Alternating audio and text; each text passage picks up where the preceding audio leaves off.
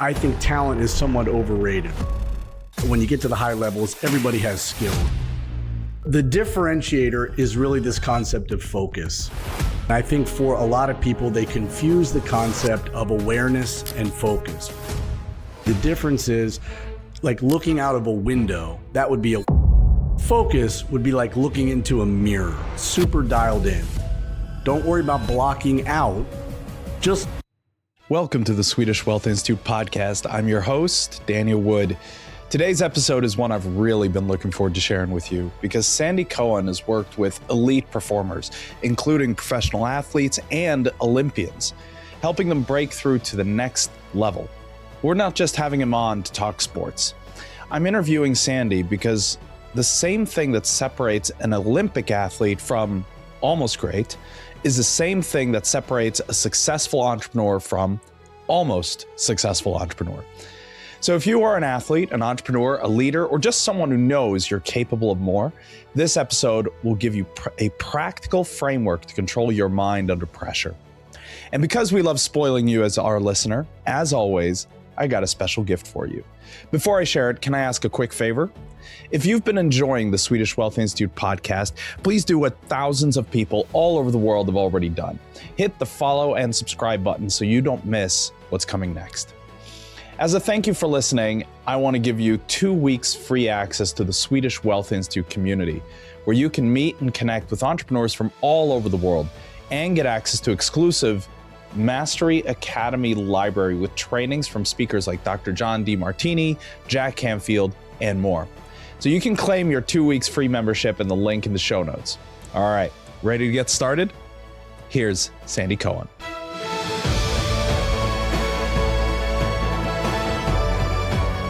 I'm very excited to hear about how you've been able to help athletes really reach that next level. So when you've worked with athletes, what do you see? What is the difference between those who become, superstars and those who just don't? I say I'm a mindset development coach, and I strategically use that word mindset, my personal thought. I think many folks use mental performance. Nothing wrong with that. My personal perspective on this, though, is that there is a connotation with mental performance where, like, the suggestion is that somebody is broken or less than or not strong enough. And for my realm, I flip that 180 degrees around. That I believe firmly that mindset is the absolute foundation of the building. I don't care what you're trying to stack on top of it, an athletic career, skills, business, whatever it is, mindset is the foundation. And I define that basically as the ability to control and manage these 7 things: belief, attitude, grit, focus, emotional control, discipline, self-awareness. So that's the world that I live in. When my hockey playing career was over, I spent about 15 years as a professional skills coach on ice, working with pros or Olympians. I didn't coach teams. I like that 7-step process or 7 parts of it. Give us an example where you've worked with a player that, was maybe had 6 of these, and then you could help them with the 7th and what kind of an impact that had for them on the field. I think talent is somewhat overrated, right? Everybody, when you get to the high levels, everybody has skills. Everybody can do this. This guy's bigger and faster. That gal's stronger. The differentiator is really this concept of focus. And I think that really is the primary one. What does it mean? What does it not mean? And I think for a lot of people, they confuse the concept of awareness and focus. We typically see this in professional athletes. I would say the difference is like looking out of a window, that would be awareness. Like, hey, there's my neighbor, there's a tree, there's a bird. That's awareness. Focus would be like looking into a mirror, right? Super dialed in. So most of the work that I do is centered around that concept of helping athletes. How does that show up on the field? Just so I fully understand. Like, what does it mean that I'm aware on the field, and what does it mean I'm focused on the field? A lot of self-doubt for the awareness. Very, very aware of what others are thinking, doing. interacting because of potential consequences rather than in so the moment it's not playing the play. spatial awareness of knowing where everyone is on the No. field. It's more like emotional fear of seeing where they are. How they're viewing you, or just being hyper-focused on outcomes. Outcomes are, of course, important, but the focus needs to be on actions and behaviors that lead to those outcomes, right? Younger kids typically are very, very outcome focused. Did we win? Did we lose? Did we score? Did we not score? That's right. Yeah. So focus is, it really is learning how the concept of locking in versus trying to block out, right? And Simon Sinek, right, famously, he said, okay, audience, right now, don't think about an elephant. And of course, everybody thinks about an elephant, right? Right. Well, that's how the brain works. So the brain doesn't like the don't do's. So I think for a lot of people, they think they are telling themselves, okay, don't miss the net, don't be nervous, don't turn the ball over, don't this, when basically we're just inviting the brain to go back to that place, and then we're trying to claw our way out of it, when in fact, it's so much easier. Don't worry about blocking out. Just lock in 2-3 things, and all the time and energy should be focused on keeping those in rather than trying to block out what you don't want. Can you give us an example of when you've worked with an athlete and actually seen this play out over like a season? I work with a lot of professional hockey players, men and women, and there is a gal that I work with right now. She just got selected to another Olympic team. Congratulations. And I'm super happy for her because it was never a skill issue that I think was stalling where she was in her career. The skills were there. It was the perspective and the mindset. And I think she got away a little bit from acknowledging the wins, the talents, a little off of what was the target. So we spent a lot of time kind of tapping in, remembering the fun element of why we even started playing, working on being very, very aware of this current moment. Right now has to be the most important moment. I don't care what you can tell me. Right now has to be number one. And kind of had to block out the second thoughts, right? Or the doubts, and where do those things come from? This girl in particular had a weird case of some negative self-talk. And that even at being back then on the cusp of an Olympic team. She had already been on 2 Olympic teams. What Daniel, what you just said this is what I think is so crazy, is that the same issues that I work with these professional athletes and other people, we're all here, like everyone's going through these same issues, right? So there's nothing wrong with person A it's normal. We're humans, right? But there has to be a way to navigate through it. So even this gal who was a professional athlete, Olympian, Division I NCAA champion, top of her industry, right? Best of the best, top half percenter. She was dealing with negative self-talk. We've all been there. Anybody that's played golf. How did that play out on the field? What was then happening to her performance? So after a mistake, which again, I don't even know if it was a mistake, right? Like her job is to be offensive. The other team's job was to be defensive, right? So it's like, I don't know if she failed and, maybe she made a great play. Maybe they made a great play. You're not going to score every time you're on the ice. Otherwise, hockey games would be 36-32. Any sport. But that's a great point, though. Like, what does success mean? Where does the line between playing poorly, playing great, just the part of the game? So for her, if there was an outcome that she didn't like, she would really start to internalize and really kind of speak negatively to herself on the bench, right? So number one, she's still stuck in the past.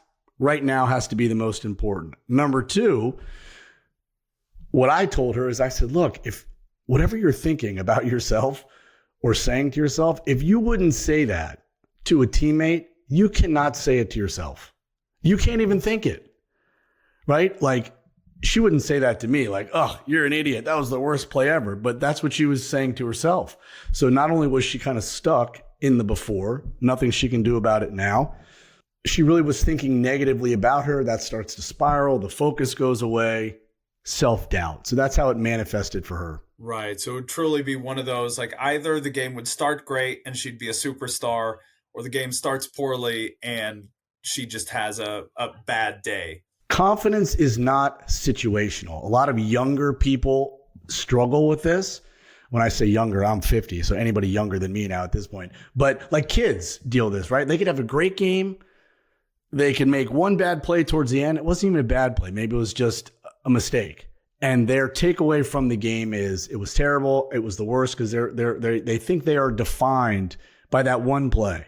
Well, the irony is they're not defined by that one play. They're not defined by the other 5 good plays, right? Nobody cares about the fall down. Everyone wants the get back up.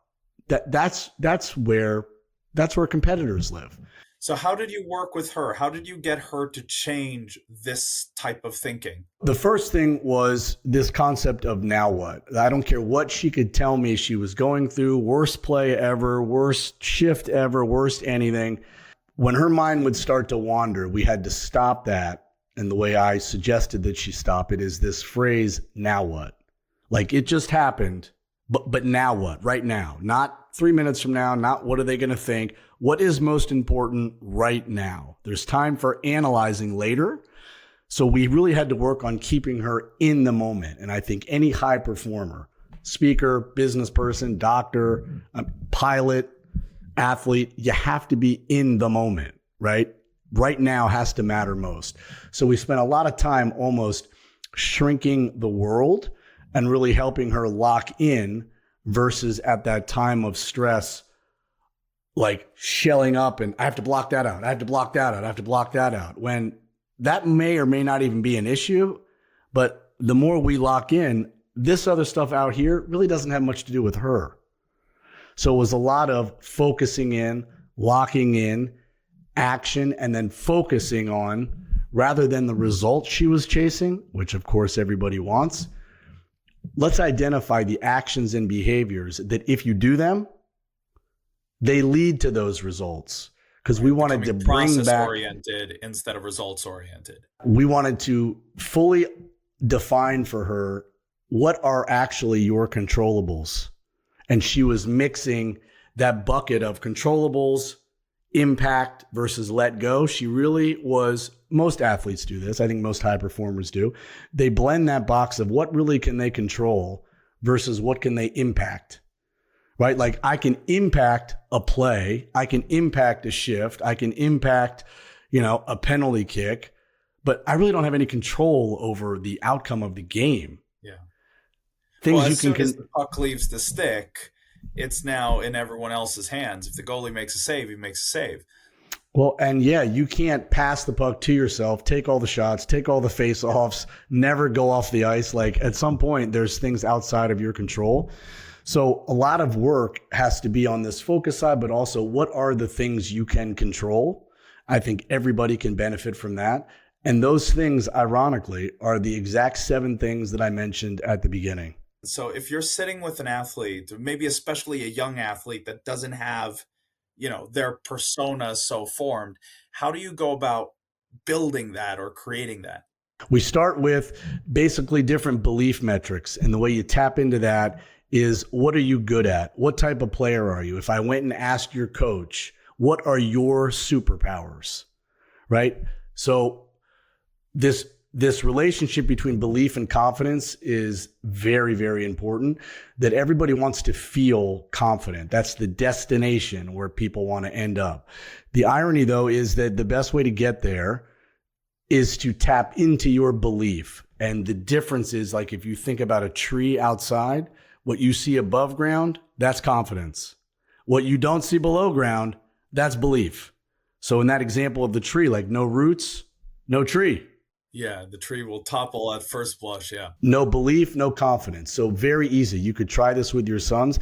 You could say to them, I do this all the time with clients. I say, within the past year, there has to be a play, a goal, a shot, something that happened that was like best of the best. The crowd went nuts. Your parents saw, your coach loved it. Your teammates were mobbing you. Right. And most of the time I know within 2 seconds when they have it, because there's a humongous smile that comes over their face. right? And I say, you could probably remember the field you were on, the jersey you were wearing, the sound of the crowd, maybe your dad high-fiving you. Like, it's real. And I say to them, like, how does that feel? They're like, oh, it's so great. It was a great moment. I said, well, probably a little fired up in your belly, like you're ready to go right now? Yeah. I said, well, do you know what that feeling is called? I say, that feeling is called confidence. But the way we got there was just tapping into our belief. Let's say if you were doing this with me, I would tell you about a goal I scored in. So I play soccer, or football for all of my non-American listeners here. So let's say I was, I did a header on a free kick. Comes in. I beat the two guys who were supposed to cover me. I score. Big celebration. That gets me instantly fired up. So what do we do now? Yes. So that feeling for a lot of players, we try and get maybe 2 or 3 moments like that, almost like a highlight reel that's just going over and over in their brain, right? Because the more time they spend thinking about that, the way the brain works, the brain can only handle so many thoughts. So some can say we are just replacing, right? Others can say, though, we're really kind of foreshadowing. So by going through those memories, the more time you spend tapping into those, we would then move into what I would call probably like the most important belief metrics, which would be to get you to start thinking and acknowledging statements that are I am, I can, I do. A whole world of that, right? You spend your day working on that and keep tapping into those memories when you made that play, got that recognition. And it's almost like we're raising up the baseline little bit, and we're establishing a new normal. And when people make that shift and really start focusing on statements that are I am, I can, I do, when those are your thought patterns, it is very, very hard to not believe in yourself and feel ready. So basically, I start by finding 3 to 5 of my highlight moments, feeding myself with them, and then based on that, reliving them, putting yourself back in that moment. This is not like there aren't incense going and you're like chanting, but it's just spending some time reliving just visualizing it, feeling it. And then from there, I create some I am statements based on, no one can cover me in the penalty box. I am a goal scorer. I can make plays. I do win face-offs. Whatever they are, you start establishing an identity that if that gets weak, you have all of these other moments that actually are building all of the future thoughts. You're sitting with an athlete. I think every athlete will intellectually understand what you're saying. How do you get them to internalize it and actually start living it? Because that's got to be the challenge. Yes. So at some point for athletes, they have to do what's called flip a switch. I don't care what sport you're playing. Maybe it's as you're driving to the field, driving to the rink, walking into the rink, walking onto the gym floor. At some point, we have to flip a switch. And that switch is not turning off daytime version. That switch is turning on compete mode, right? So we're not carrying the burdens of that here. We are activating compete mode. Then we have to define what compete mode means. And we keep a very tight, narrow, action-based focus. And that's all we do. We work repeat on that. That goes on autopilot. So whether they are this person during the day, whatever, has nothing to do with this conversation. When we turn compete mode on, that compete mode stays on until the final horn, buzzer, whistle. We stay in character. Right. So tell me about that. What is compete mode? So compete mode, different for everybody, but sometimes it could be like, what are your attributes as a player? Is it speed, outwork everyone, make plays, take chances, everything's at full speed. Maybe you're a little chippy. Maybe you're kind of a physical player, right? Like whatever that character is, again, It's almost like an alter ego. Like you don't have to personalize it. You are defining best case scenario. We're creating a character. For others, it's they're really, really loud. Whatever it is, those intangibles that make them, you got to be all in on it. It doesn't work one toe in, like you see hockey players all the time. If anybody's heard of any of the mic'd up moments, like the things they're saying, they're horrific, right? Like they talk a lot of trash. Those guys, though, they're not like walking around their neighborhood, like kicking babies and slapping old ladies, right? Like that's compete mode, right? But they're in it. Like that's 100% authentic. And they continue to remind me of that I am, I do, I can statement. Yes. And what you just said is one of the most important parts. Here is the main difference. The shift happens when we stop trying to convince ourselves and shift into reminding ourselves. There's a humongous difference, right? Convincing is what you already don't believe. So you're already in the hole and you're trying to dig out of it. But when we start establishing things like, well, hold a minute, I'm just reminding you of the facts. Last year, you this year, what you've accomplished, you're on this team, you're on that team. Like, hold on, like you can see it in their body language, right? Like they get stronger, they get bigger. So we shift from convincing to reminding. And most of us, we spend a lot of time trying to convince ourselves when what we should be doing is reminding. Right. Yeah. I see that. Like, I'm just thinking about myself now on the field and how I think you naturally do some of this because there are certain situations on a field where I'm like, yeah, here I'm the best. This I know. Like, no one can stop me here. And then I'll have other parts of the field where it's like, oh, I'm not very good here. And it's that self-talk and it's that confidence.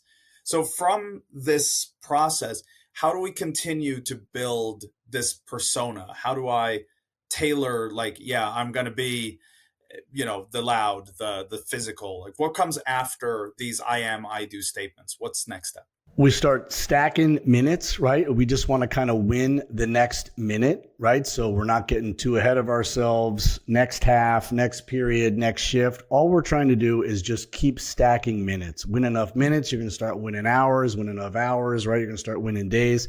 So that concept of just like winning today and start collecting today's, that does a lot of stuff for momentum. That does a lot of stuff. We kind of shift away from routines. We start making habits matter. Good habits lead to good consistency. Good consistency leads to good results. So once we start kind of tracking those patterns, now we're kind of full steam on it. The only thing that gets in the way is what you kind of said earlier, is what if there is a bad moment, a bad play, a mistake, something that kind of can derail it a little bit. But the whole thing is us building up to a point where we're trying to keep things in perspective.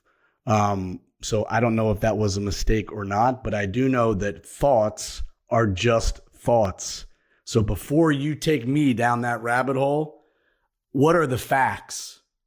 Let's deal in facts, right? I don't know if that happened. I don't know if you know if that happened, but before you, the coach doesn't like me. Blah, blah, blah. Maybe he or she does or doesn't, but what are the facts, right? Because we're trying to get very, very narrow and everything is forward. We're not trying to drag the dead weight behind us.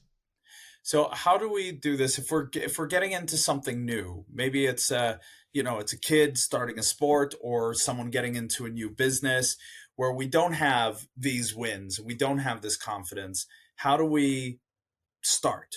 You might not have the wins of the results of that specific business, but you can track wins of accomplishing, leading, creating, right? Like other aspects of your life. Like if you start niching it down, okay, yeah, I've never run a restaurant before. Hopefully we're making good decisions, but we back out and we kind of start, okay, I can lead people, right? I can manage, I can be organized, I can ask questions, right? So we start attacking skill sets that we really do have proof in our lives that we can do, we have done, and there's no reason why we can't continue. And that's why the perspective kind of mantra comes into play, that we got to keep things in perspective. And that doesn't mean you lower your standards or you lower your expectations, but you got to keep things in perspective. You got to stay focused. So I'm thinking for someone who has a habit of getting into these negative thoughts and maybe not having that ease of grabbing these positive ones, how do you help them make it easy for them to go back to the positive memories and situations?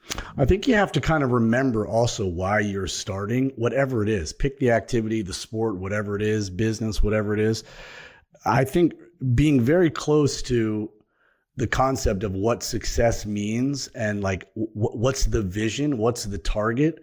Because a lot of times I don't know if we're on track or off track, but if you can't tell me where we're going, like we wouldn't just get in the car and start randomly driving, right? So it's like once we have a destination, once we can define where we want to go, what that looks like, then what you might have thought before was a mistake, that could just be progress. I don't know if that's a wrong turn. That might be another way to get there, right? So clarity is a huge one, but remembering the fun element, the participation element, maybe for business, you want to, maybe it's money, maybe it's status, whatever it is, remembering why you started. And I don't say that like in a joking way. I mean, every professional athlete will tell you they love playing, right? They're smiling. Like they love the locker room atmosphere, joking around with the guys and the gals, the competition. Like they love it. They feel like kids. Well, there's no secret pill. Like that's relevant. How do you see focus showing up for people? Like, so awareness is me being out there. How does it look being in here, which is focus? What are the goals, right? What does success look like? How many times anybody in business or an athlete have you said, hey, how did it go? And it was terrible. My next question is always, well, maybe it was, maybe it wasn't, but help me understand, what does success look like, right? Because like if you can't define it, I don't know if what you're saying is just a thought or is it a fact, right? Because thoughts are just thoughts. Thoughts aren't facts. So what is the goal? What does success look like? What are the actionable steps to achieve? And I think the big one is, are we measuring gains or are we measuring gaps? And that perspective shift is a big one. So what does that mean? What if I'm going to measure in my company or in my workouts, what is the difference? So the easiest analogy would be, let's say you and I are going up a hike, 2 miles up a mountain, gorgeous day where you live there in Sweden, gorgeous. And we go halfway up and we pause and grab a sip of water, maybe a bite to eat. And I'm looking down going, gosh, look how far we've come. You're looking up going, oh, look how much further we have to go. Like we're both literally in the exact same place. Yeah. Glass half full or glass half empty. Yeah. Or in a third lane, what if the glass is just refillable? What if it's not half empty? What if it's just refillable? Right? So measuring gains, the amount of time all of us as humans kind of spend on negatives, which I don't even know if they are negatives. Maybe they're just perceived negatives. That's what I mean by, are we talking about gaps or are we talking about gains?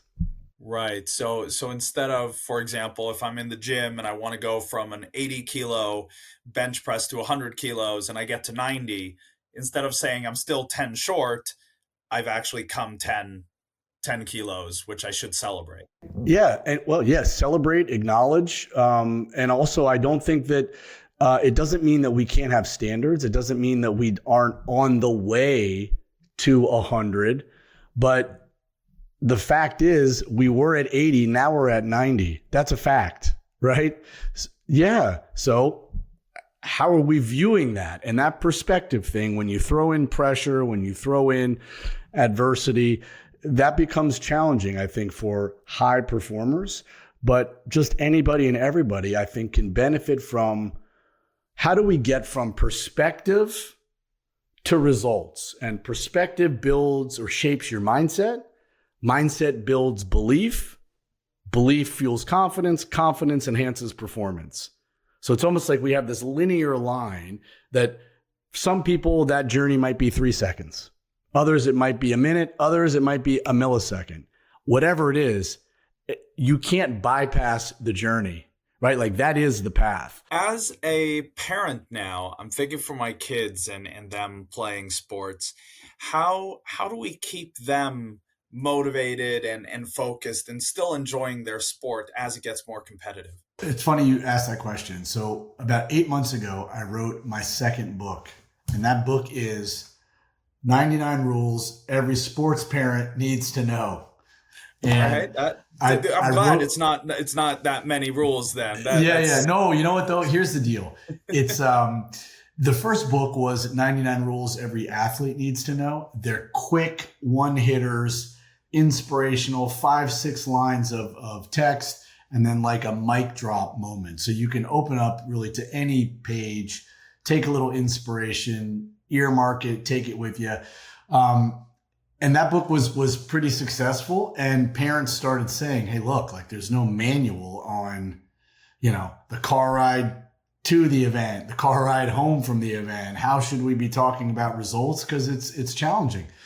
So I wrote that book, and that book, very, very successful. And what it does, it's not a how-to like mechanical book.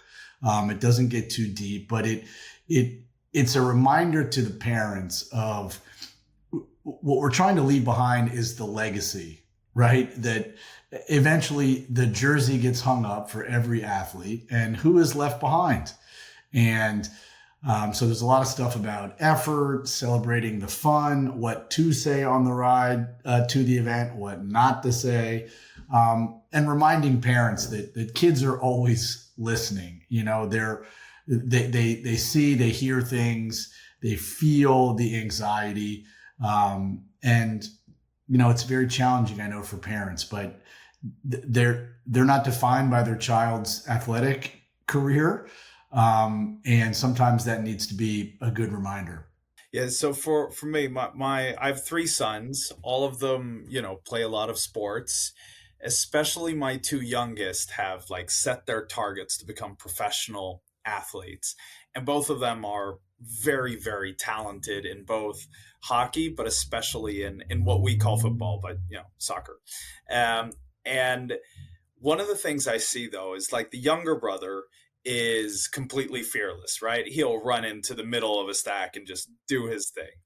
The older brother, which is obviously my middle son, he is a lot more, as you talked about, with aware of everything around. Like, are they going to be angry because I don't pass enough, or are they going to be angry because I pass too much? And like, whatever he does, like, so he'll get nervous, and he doesn't turn it on properly. So how do I help him kind of get over that external focus and get into himself? Well, the first thing is, I think from a parent point of view, I'm not telling you how to parent. I'm not telling anybody how to parent, but I am suggesting that to build an environment where certain words and concepts are celebrated, I think that's important. And I'm not saying that results don't matter. I'm not saying that winning doesn't matter, but I am saying that the child wants the parent first. They don't want to coach first. So I do think that establishing things like character, effort, integrity, habits, discipline, I think those are the things, the actions that really should be celebrated and talked about. So that's number one. That's the environment. The second thing, though, and I'm going to send you both of these books. I'll send them to you. The second thing, I think that when the child really, when that becomes the new normal, I think that a lot of the pressure that they feel to perform is a lot of maybe letting the parent down. Maybe it comes out in other ways, but I don't know if that's really the true issue. But I think what will be helpful in a situation like what you just mentioned is incorporating that concept of flipping the switch, that sometimes it's uncomfortable to kind of step into that compete role. But, you ask any kid this, you say, hey, If I told you you had to go in front of the whole school, introduce yourself, tell everybody what your favorite food is and what the best movie is, they're like, no way, right? Very, very nervous. But I said, what if you did the same thing and we put you in a full costume and changed your voice? No one knew it was you. No one was going to judge you. No one could hear you. Does that feel as nerve-wracking? And every one of them was like, no. I wouldn't love it, but I could do that. So stepping into that kind of alter ego, that's really kind of what you're trying to create. How would I coach them through that? Like, what are 3 steps I can do to help them create that alter ego? The first thing I would do is I would identify what do we want to be known for after today's game or practice or whatever it is. What's going to be the takeaway? Not what things do you want to work on. If I was writing up a report describing you, what do you want your friends to be saying in school tomorrow about what you did on the field? Okay, so that's important because that takes it away from a result and it starts bringing it into actions. Right? Like I outwork everyone. Nobody outworks me, right? Like that's a controllable. Or, I was so good at dribbling. I nutmegged 10 guys in a row and embarrassed everybody. Yeah. Bring it into specific actions that, again, the more that they do them, they're going to lead to things, but we want to kind of empower them to kind of build that chain that, it's like, I talk to athletes all the time and they talk about scoring, and I don't care what sport it is. I say, well, just help me understand, how many shots did you get? And they're like, wait a minute, what? And I say, yeah, well, it's shots lead to goals, right? So it's like, I don't know anybody that scores without shooting. So rather than focusing on maybe, did we score? What if the focus is we're going to get lots of quality shots, great looks? I like that you add quality, right? It's not just shooting for volume, but if you take the right shots enough times, you're going to score. It becomes a numbers game, right? So when we start reinforcing the behaviors, that's a big controllable. I would slim it down and I would encourage him to go back to maybe one of those times or moments when he did and live in that moment. Right? Because he's bringing in, how's this going to look? What are they going to say? What if I mess up? When we want to kind of shift 180 degrees, those things still exist, but what can he take control of? Right. So basically start with, what does he want his friends to talk about tomorrow when they talk about the game?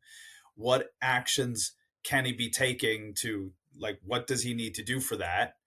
And then go back and visualize a few moments when he's actually done specifically that. Relive that in your brain, like be there, live in it, like look around, right? Activate your senses, like relive that moment. And here's what I know. This is proven any athlete. The more practice, you get better at moving forward and you can go out and accomplish what you want.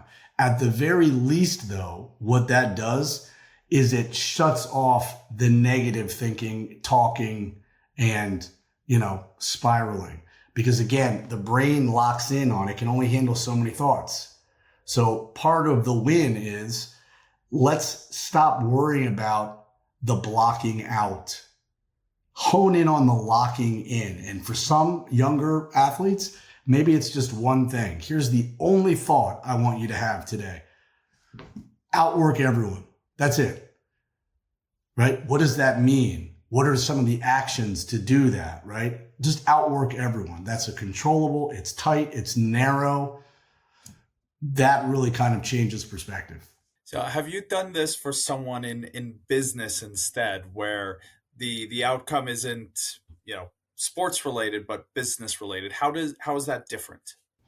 So you can take out the metrics, which might not be scoring a goal, right? If we're just focusing on the actions, those things, believing, your attitude, how scrappy are you? How tenacious? Can you control your emotions? Are you acting with emotion or are you acting because of emotion? Those are two totally different things. A lot of self-awareness practice. So the system works for achieving, right? You can take in, but mindset is at the foundation of everything. Everything. I do this thing when I start a speech. And if I take athletics, right? So like imagine your entire son's team in a big auditorium, all the parents are there. I'll start the speech like this. I'll say, okay, I want you to tell me what % of football do you think is mental? And here's how I want you to answer. I want everybody to put your hands up. I'm going to start counting at 10%, and I'm going to go up and up and up. And when you think I hit your number, you put your hand down. Every room I've been in, not one hand moves until maybe 70%, most of them 80 to 90. They put their hands down. I say, okay, here's question number 2. Of your practice time, how much time do you dedicate to developing your mental skills? And I say, okay, everybody put your hands up. But this time I'm going to start counting at 90% and I'm going to go down. Not one hand moves until I probably get to 20%. Most of them are at 10%. So right out of the gate, in any performing scenario, I just got them to admit, which is normal, that of the activity, maybe 80% of it is between the ears, and less than 10% of the time they actually spend developing that skill. So a big thing with business people is I don't know if you need to do more. But before we start identifying the more, what about if what it is that we're already doing, what if the shift in focus was, let's just see if we can do it better? I like it. We end every interview with a rapid fire round. So we got 5 questions that the team has prepared for you. Just answer the first thing that comes to mind. You ready? I'm ready. Let's do it. Of course, the mindset athlete's got to be able to do this now. You guys put me on the spot, honestly. Exactly. So here we go. What is one mindset myth you'd like to retire? Confidence outside of people's control. That some people just have it and some people don't. Right. Yeah. What's a mindset book everyone should read? The Power of Grit, Angela Duckworth. That's a good one. I agree. Hardest mindset block to overcome? I would say living in the past or the future. Staying present. What is one habit that we can start each day with to put ourselves in the best shape? Positive self-talk. What is one big win you are personally looking forward to this year? I have 2 books that one is coming out in June and the other one will be coming out in September. Spent a lot of time last year writing and just absolutely love it. So I'm really looking forward to those 2 things. Both of them kind of shift out of, one of them is 99 rules to be unshakable under fire. And that's really not athlete specific. It's just kind of life. And the other one is my first kind of jump into the kids book world. Oh, wow. Cool. Yeah. Yep. That's so going to be really exciting. Yeah. So how can people connect with you here after the podcast and continue to learn from you? Yeah, would love it. Website, sandycohan.com, has all speaking information on there, books, and really just a way to connect. That for me is really probably like the most rewarding thing. Always learning, interacting with people like you. And I would love to chat with you. And if anybody's interested in having a talk that really kind of elevates and talks more about this concept of mindset, I would love to chat with you. Awesome. We'll add the link in the show notes. And Sandy, I really appreciate you taking the time.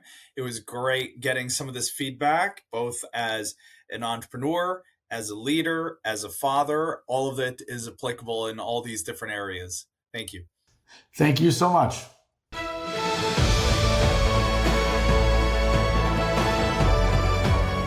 Thank you so much for joining us with the interview with Sandy. It's time for my favorite segment of our show, where me and the Swedish Wealth Institute team have broken down the episode to give you clear takeaways that you can implement right away. Here at the Swedish Wealth Institute, we're looking for the answer to one simple question. What is the difference that makes the difference? Why do some people become wildly successful while others don't? So here are 4 takeaways from this episode that you can implement right away. 1, mindset isn't extra. It's the foundation. Sandy's core point is simple. Talent gets you in the room, but mindset decides what you do once you're there. If you want consistent results under pressure, you have to train your controllables, especially things like belief, focus, emotional control, discipline, and self-awareness. It's not motivational fluff. It's your competitive foundation. 2, stop trying to block out pressure. Lock in what matters. So most people try to fight their mind. Don't miss, don't fail, don't mess up. But your brain doesn't hear the word don't. It just replays the thing you're trying to avoid. The better strategy Sandy teaches is lock in on 2 to 3 controllables and keep your attention on them. Outcome matters, but performance is built by actions and behaviors. 3, the reset that separates pros from amateurs. Now what? Everyone makes mistakes. Everyone has bad moments. The separator is what happens next. Sandy's tool is brutally effective. Now what? It pulls you out of the past, stops the spiral, and puts you back into action, because the only moment that matters is the one you're in right now. 4, confidence isn't something you hope for, it's something you build. One of the strongest ideas I got from the episode is the difference between convincing yourself versus reminding yourself. Convincing is what you do when you don't believe it. Reminding is a return to the facts. So build a highlight reel of proof and use identity-based language like I am, I can, I do. That creates belief, and belief is what confidence grows from. So again, thank you so much for joining us. Before I let you leave, I want to spoil you one last time with a gift from us. We want to give you a free ticket to our Swedish Wealth Institute events that we have coming up as a thank you for joining us today. You'll be able to access world-renowned speakers, including names like Robert Kiyosaki, Les Brown, Nick Vujicic, Janet Atwood, Brian Tracy, Jack Canfield, Marcy Shimoff, and more. To claim your free ticket, check the show notes. It's first come, first serve. Before you go, of course, let me remind you, if you enjoyed this episode, please follow and subscribe so you don't miss out on what's coming next. And of course, if you know someone who struggles with confidence, pressure, or consistency, please share this episode with them to help them out. We'd also really appreciate it if you'd leave us a 5-star review after listening. That's how this podcast reaches the next wave of high performers who need it. Next week, we have a really exciting episode coming up with Jane Gunn, a collaborative culture speaker, where we'll break down how to build stronger teams, handle conflict without drama, and create a culture that actually performs. Jane is absolutely amazing. You don't want to miss it. She's a member of a mastermind that I'm in as well, and that's why I asked her to come on the show to share with us these powerful lessons. My name is Daniel Wood, and this is the Swedish Wealth Institute Podcast. Thank you for joining us. A book fell on my head in the library. Does winning mean getting the outcome I thought I wanted? Losing a relationship, losing a reputation, can mean losing money, it can mean losing your health. I talk about the difference between settlement.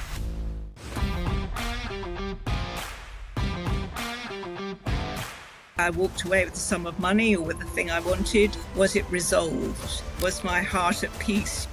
We just end up escalating really quickly because we become defensive rather than exploring what's this really about. The most important thing, and for you and for your listeners, is